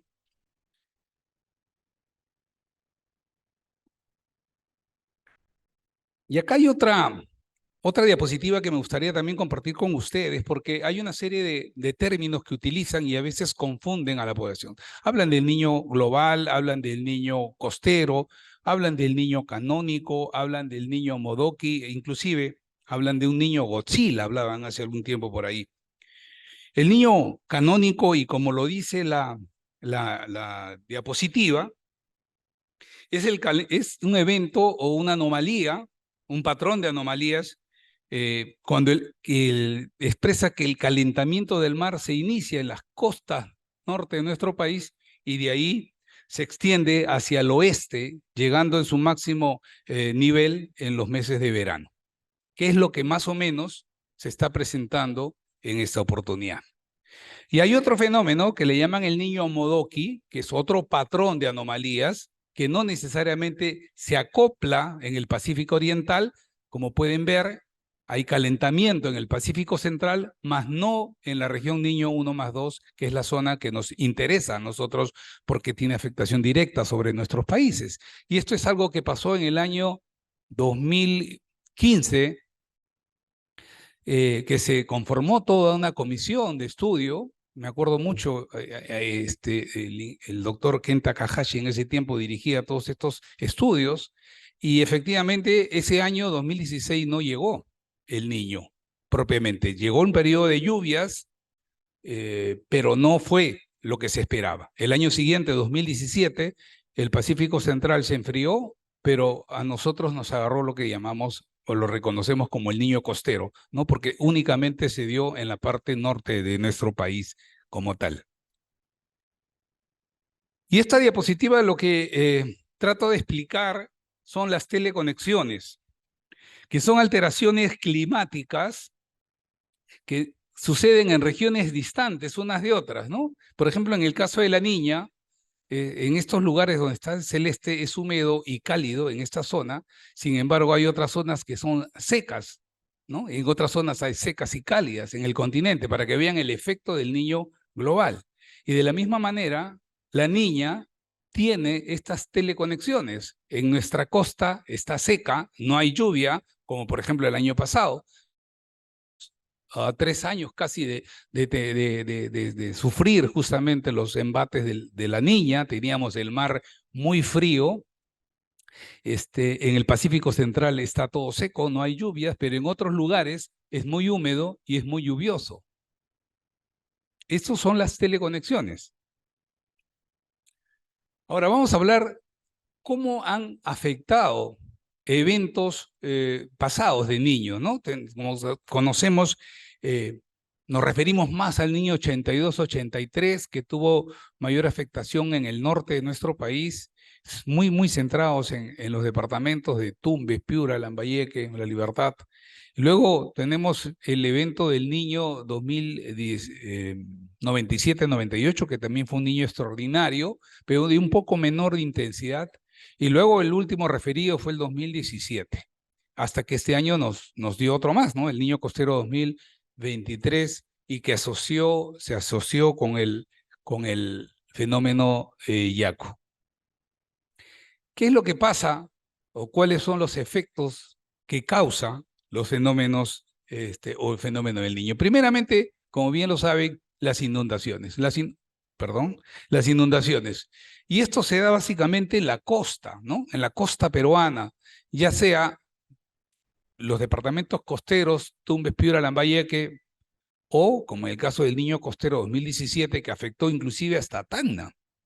Ningún niño es igual, cada niño tiene sus particularidades y tiene sus afectaciones en diversos lugares. Las inundaciones por lo general siempre se dan en las cuencas bajas, ¿no? En las zonas bajas, en los terrenos de cultivo, pero hay mucha población que también habita en las zonas que están contiguas a los ríos. Entonces, a pesar de que los puntos críticos o las zonas críticas de inundación están identificadas, muy poco trabajo se hace de prevención. Y es uno de los desafíos y retos que tiene CENEPRED, o que tengo como jefe de CENEPRED, para poder impulsar este trabajo de prevención, sobre todo con las autoridades subnacionales, las autoridades locales. Los ríos de la costa tienen poca pendiente, en el norte en algunos, por ejemplo el río Piura, que es un río muy particular, que tiene una pendiente muy baja y tiene un alto nivel de sedimentación. Y de año a año va incrementando este sedimento. Hemos visitado, por ejemplo, la reserva de Poechos, está en menos del 50% de su capacidad por la cantidad de colmatación, de material de colmatación o sedimento. Otro de los efectos que tiene son los huaicos, y esto se produce normalmente en la vertiente occidental de los ríos, de la costa peruana, que son muy pronunciadas, y si no fuese por la población que vive en las quebradas, ocupando indebidamente el territorio, no pasaría de ser un flujo de detritos, como le llaman los técnicos, ¿no? Un huaico. Pero lamentablemente la afectación se da porque mucha población vive justamente en estos lugares, ¿no? En complicidad, bueno, las causas las conocemos, ¿no? Es un problema social, hay muchísimos actores que tienen que ver acá, empezando por las autoridades locales y la misma población. Otro de los efectos son las erosiones fluviales, que también se da en forma repetida cada vez que los ríos vienen grandes crecidas de agua y golpean las zonas y por lo general hay carreteras o hay poblaciones que están habitando en las zonas aledañas a los ríos. Hay unas zonas que se le denomina franjas más de 50 metros que no deberían ser ocupadas por población. Y lo está establecido. La Autoridad Nacional del Agua, como encargada de los recursos hídricos en el país, han establecido las zonas marginales, las franjas marginales. Están definidas, algunas están señalizadas, algunas no, pero si hacemos un recuento, mucha población vive en esa zona y entonces cuando ocurre el fenómeno, las crecidas de ríos y comienza a erosionar debido a la fuerza de la dinámica hidráulica de los ríos, pues ocasionan de este tipo de desastres. ¿Qué más sucede? Reptación de suelos. Esto sucede normalmente en la Sierra Andina debido al talud, a la sobresaturación del agua y a los efectos de la gravedad. Es un desplazamiento lento, pero que también suele ocurrir con bastante frecuencia en época de lluvias y que tiene también afectación sobre las viviendas y las personas que habitan en esos lugares. Y los deslizamientos, ni que hablar, la mayoría de las carreteras de penetración están construidas a través de cortes de taludes que en épocas de lluvias ocurre caída de rocas, deslizamientos interrumpiendo el tránsito de los vehículos. Y por último, la deficiencia hídrica, que como les dije hace un momento, el fenómeno del Niño no solamente es inundación, sino también trae como consecuencia el déficit hídrico y sobre todo en la parte de la Sierra Sur, Sierra Central y Sur Occidental de nuestro país. ¿Cuáles son las implicancias? ¿En qué sectores afecta? Bueno, básicamente el sector agrícola, que es el que más sufre, ya sea por las inundaciones, por la pérdida de sus cultivos, como ha sucedido en este año, como también por el déficit hídrico que está acusando en este momento la Sierra Suroccidental de nuestro país. Cultivos que no han terminado de florecer en el norte, porque no solamente los afectó la inundación en la época de lluvia, sino que debido al calentamiento o a la alta temperatura, el mar ha estado caliente por encima de los 6 grados. Y como les dije hace un momento, hay un efecto sobre la temperatura del mar, sobre la atmósfera, ¿no? Se calienta también la atmósfera, hay esa transferencia de energía. Entonces, muchas de las plantaciones no han llegado a florecer. Muchas plantas no han llegado a la etapa de florecimiento porque para florecer necesitan un poco de frío. No han terminado por florecer y por supuesto se han visto afectados los cultivos. De la misma manera, por el déficit hídrico en la parte del andina, de la cual mucho terreno es bajo secano, es decir, se alimentan únicamente del agua de la lluvia, en época de lluvia. Entonces, todos esos cultivos que son bajo secano, en estos 2-3 años no han podido florecer, porque no hay un adecuado manejo hídrico del agua, la cosecha del agua o el almacenamiento del agua. ¿Qué otro sector se ve afectado? El sector, acá arriba, la presencia de plagas que también llegó y se ha visto en los fenómenos anteriores. De este año han habido grillos, en años anteriores han habido langostas, la roya que atacó a los cafetales en el cinturón cafetero del país. Entonces, esto también es consecuencia del fenómeno del Niño porque estos animales normalmente llegan justamente por el exceso de humedad. El otro sector que está seriamente afectado, muy afectado, es el sector pesquero. La anchoveta, que es el principal recurso de la pesca industrial en nuestro país para la fabricación de harina de pescado, se aleja de las aguas cálidas o se profundiza dificultando la labor de extracción por parte de los pesqueros o simplemente se desplaza más hacia el sur. Si bien es cierto, vienen nuevas especies, para alimento y para consumo humano, pero no es para la pesca industrial. El otro sector, bueno, el tema de salud, ¿no? Ya lo hemos visto también este año.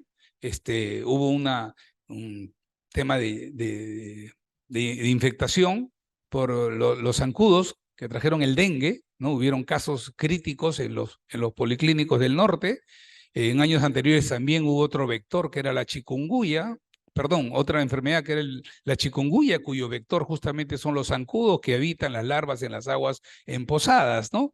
Y habían inclusive enfermedades estomacales, se ha dado en los niños anteriores, enfermedades estomacales, enfermedades infecciosas. Otro sector que se altera también es el sector transporte. Las vías se interrumpen. Existen muchas carreteras que han sido mal construidas.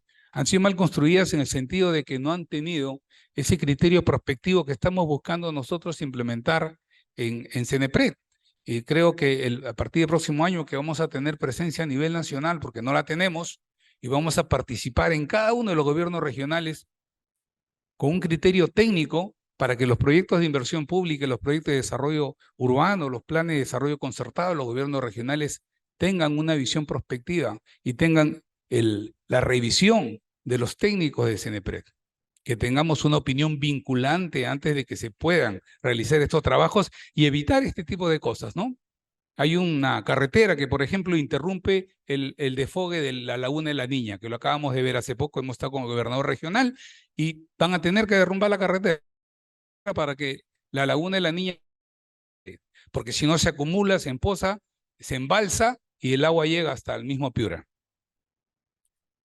Y bueno, el sector minería también se ve afectado, por supuesto. En aquellos lugares, sobre todo donde hay relaves mineros, el atajo abierto, la lluvia ocasiona que este relave pueda colapsar y afectar a la población. El sector energía también se ve afectado. Por ejemplo, en Cusco ahorita hay problemas con una hidroeléctrica por carencia de agua. Esto es por déficit. Y por supuesto, cuando hay superávit de lluvias y grandes crecidas de agua, también se ve afectada las centrales hidroeléctricas. Este es un cuadro que resume la afectación en el PBI en cada fenómeno del Niño. Podemos ver el 82-83, que fue el niño más severo que afectó, y la caída porcentual fue alrededor de 9 puntos, si no me equivoco. No lo puedo apreciar acá. Luego, en el año 1997, perdón, que también hubo una caída, pero un poco menor del PBI, alrededor de 5 puntos, me parece. Y en el año 2017, que fue mucho menor, pero también hubo afectación, ¿no? Acá en estos cuadros inclusive están las pérdidas económicas en cantidad de miles de millones. Y este cuadro morado, que lamentablemente no logra alcanzar a ver, son las pérdidas, algo de 1.300 millones en el fenómeno de Yaku, que fue el último fenómeno, no fenómeno niño costero, sino fue el ciclón, el Yaku, que también causó gran cantidad de pérdidas en la economía y afectó el desarrollo nacional. Acá se puede apreciar mejor el impacto de los eventos extremos pasados, 82-83, 97-98, 2017, el Yaku, y la proyección al 2023-2024, que lo vamos a analizar unas diapositivas más adelante con un criterio más técnico. Esto, por supuesto, lo de la proyección son datos probabilísticos, son proyecciones que se han generado a partir de los escenarios de riesgo que se formulan en el Cenepred. Ahora, ¿cuál es la implicancia o cuáles son las implicancias a la seguridad nacional? La política de seguridad y defensa nacional, de acuerdo a la doctrina del CAE, es el instrumento de decisión política de mayor importancia del sistema de defensa nacional. Y tiene por finalidad proporcionar, dice, los lineamientos para articular los esfuerzos del Estado y hacer frente a las amenazas y a las preocupaciones. Luego del proceso de actualización de la política, nacional, se dispone de una política nacional multisectorial de seguridad y defensa nacional al 2030, que es la que pueden apreciar acá. Creo que se publicó el año pasado, la cual considera como problema público el que se resume como alta vulnerabilidad de las personas y del Estado frente a las amenazas y preocupaciones a la seguridad nacional. Vamos a ver ahora cuáles son estas amenazas, cuáles son esas preocupaciones cuya frecuencia y mayor impacto ocasionan o pueden ocasionar efectos negativos en los objetos nacionales por proteger. Esta es la doctrina del CAEN, justamente.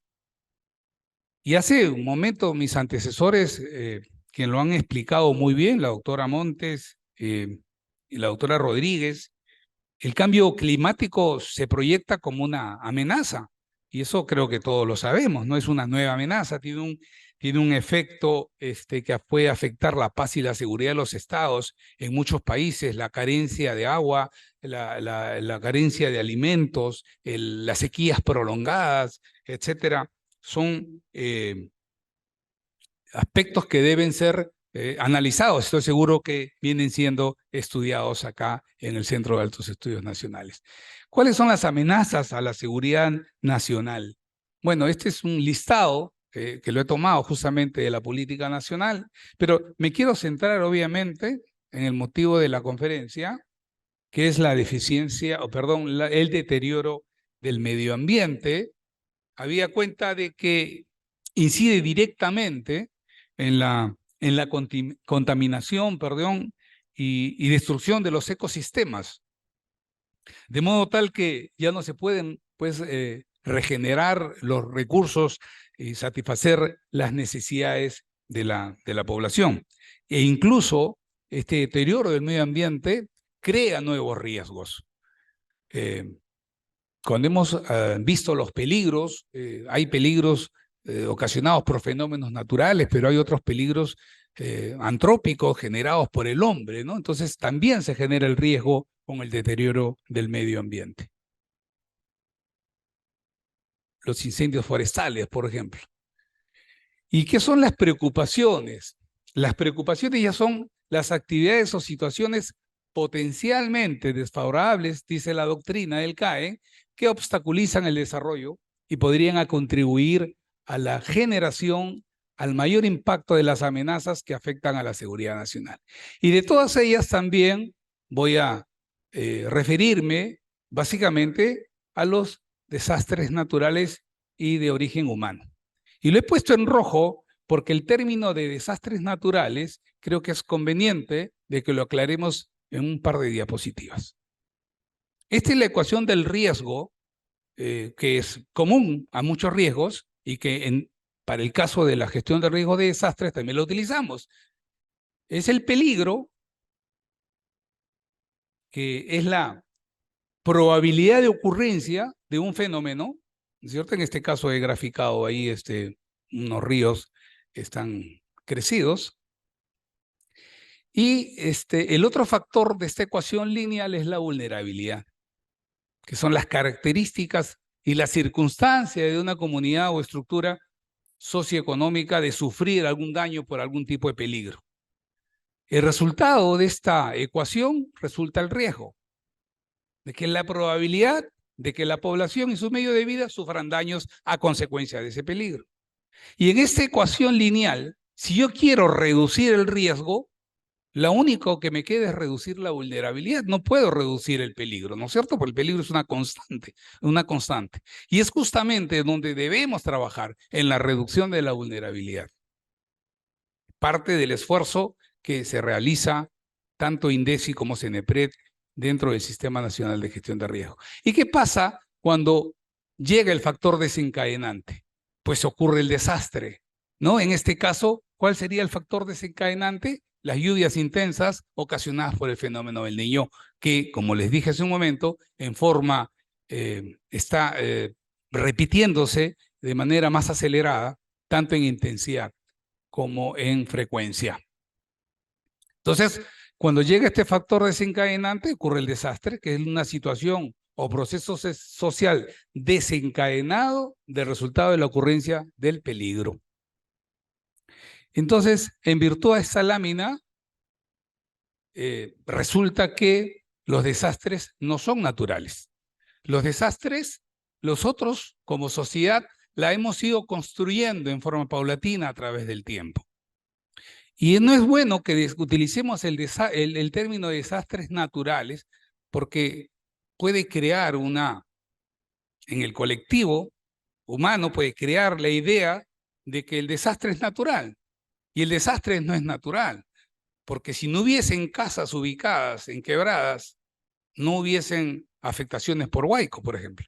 Si no hubiesen casas que están asentadas en terrenos inestables, ante un sismo no hubiesen casas que colapsan y que, como saben, más son las personas mueren normalmente por consecuencias de las viviendas derruidas que del propio sismo, en el caso de sismos.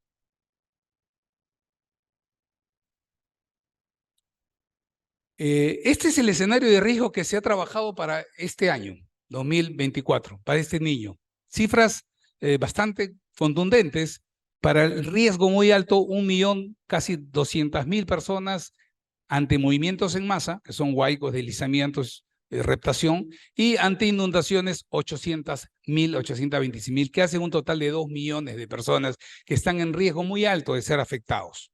Esto se trabajó en el mes de mayo sobre la base de estadística de niños pasados, porque todavía no teníamos la información contundente de la NOAA ni de la INFEN de que el niño iba a tener tal o cual magnitud. Y esta es la de mayo, en forma resumida, pero ya el mes pasado el CENAMI ha emitido su informe probabilístico de lluvias para el verano 2024 y nosotros en el marco de nuestras funciones hemos actualizado este escenario de riesgo en función a ese informe de la entidad científica y tenemos que las cifras han aumentado, es decir, el cálculo que habíamos hecho resultó siendo menor a lo que CENAMI nos dice que podría causar las lluvias. Este es para el caso de movimientos en masa y este para el caso de inundaciones. En forma similar, las cifras han aumentado. Por lo tanto, las autoridades, por supuesto, competentes, todos estos escenarios de riesgo se transmiten a todas las autoridades para las tomas de decisiones adecuadas. ¿Qué está haciendo el Estado? Eso lo va a hacer el señor ministro de Defensa en la siguiente exposición, sobre la base justamente de la información que le proporciono, el CENEPRED. Y por último, el escenario de riesgo por déficit hídrico, porque acá también sucede algo importante y tenemos que analizarlo, porque toda la atención la llevamos al tema de lluvias y sin embargo, como podemos apreciar, en el caso de déficit hídrico, hay muchísima población que también está expuesta, 3.700.000 personas que viven y están expuestas, tanto ellas como sus medios de vida, al problema del déficit hídrico.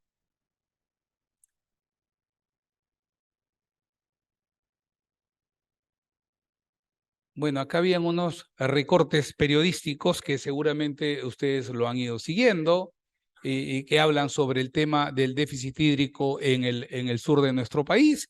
Hablan también del exceso de lluvias que ha ocurrido en algunos lugares en la época de lluvias y lo que se prevé que pueda llegar el próximo año. Acá les presento el enfoque multidimensional de la seguridad nacional y ya vamos acabando. De acuerdo a la doctrina del CAEN, la seguridad nacional es la situación que alcanza el Estado a fin de garantizar la independencia, la soberanía, los intereses nacionales, la protección de la persona humana, mediante acciones de carácter multisectorial con la finalidad de alcanzar mayores niveles de bienestar general y el tan ansiado bien común, ¿no? Es parte de la doctrina del CAEN. Entonces, en los campos de la seguridad nacional se manifiesta este enfoque multidimensional. Y si nos lo analizamos dentro de todos ellos, podemos ver pues que los estragos que podría traer un fenómeno del Niño que sea de muy fuerte, catalogado como muy fuerte o fuerte, inclusive el moderado, va a afectar en el ámbito externo, en el ámbito interno, el desarrollo humano, pero sobre todo acá hay un factor que lo han denominado acá, de acuerdo a este enfoque multidimensional, la seguridad post-desastres. ¿Y qué es lo que podría pasar? falta de agua, ¿no? Falta de alimentos, que ya lo hemos percibido nosotros, la falta de agua que se está dando, y hay lugares en los que realmente es muy crítico. Por ejemplo, Tacna ya prácticamente no tiene agua superficial. Tacna se alimenta de agua de pozos y la capa freática ya se está secando. Ellos tienen urgentemente que volver o seguir buscando nuevos pozos, nuevas fuentes de agua para consumo humano. El lago Titicaca se ha reducido en 1,60 m. Históricamente son niveles que que no ha alcanzado desde hace muchísimos años. Los ríos tributarios del Titicaca no están aportando nada. Entonces, este es muy serio, el tema de falta de agua. Saqueos que podrían producirse, afectación a la salud, enfermedades de gran magnitud, ¿no? Y bueno, la continuidad de funcionamiento de gobierno que tiene que estar garantizado, porque estas cosas van a poder suceder, pueden suceder y van a afectar a la seguridad nacional. Yo creo que ese es el vínculo que existe entre lo que podría causar el fenómeno del Niño y la seguridad nacional. Y para terminar, como conclusión de esta presentación, quiero presentar este cuadro, un término que de repente los científicos lo conocen, de repente los oficiales de Marina también, porque trabajan con esto, pero no el público lo conoce mucho, que es la oscilación interdecadal del Pacífico y la evolución de la temperatura. Este es una oscilación de largo plazo, estamos hablando de 20 a 30 años o tal vez más, ¿no? A diferencia del Niño, de la oscilación del fenómeno del Niño, que tiene periodos más cortos. Dice en lo que he investigado que en el año 2013 había un estudio que encontró el componente del hipo, que es la oscilación interdecadal del Pacífico. Estos factores que son interesantes de analizar, ¿no? Un año positivo entre el año 1922 y 1944, un año negativo entre 46 y 77, otro año positivo en el 78-88 y está un año negativo desde el año 2000 más o menos. Y si ponemos los fenómenos del Niño en estas curvas, nos vamos a dar cuenta que en el año 1982 tuvimos un mega niño, un niño extraordinario, porque nos agarró en lo más alto de la cresta de la fase positiva interdecadal. El niño 97 ya nos agarró de bajada, por eso que fue menor el impacto. Y si hacemos una extensión, porque el cuadro solamente tenía hasta el año 2010, he ubicado el 2016 y prácticamente estamos en la curva inferior, en la fase fría, el fenómeno del Niño de 2016, por eso que no fue tan severo. Este niño que nos espera el 2024, de acuerdo a las proyecciones, nos podría agarrar en su vida, nuevamente, pero todavía en la fase fría. Y es por eso que el ENFEN lo ha manifestado, la NOAA también. Hay estudios donde dice que hay un mayor porcentaje de que el niño sea moderado, no fuerte. Lo preocupante es qué puede pasar de acá a unos 10 años, cuando nos agarre nuevamente en la cresta de la fase caliente o cálida de esta oscilación interdecadal. Para eso tenemos que estar preparados. Para eso esperamos poder estar mejor preparados, con mejores acciones de prevención. Y eso, como les dije hace un momento, es el gran desafío que tenemos en CENEPRED.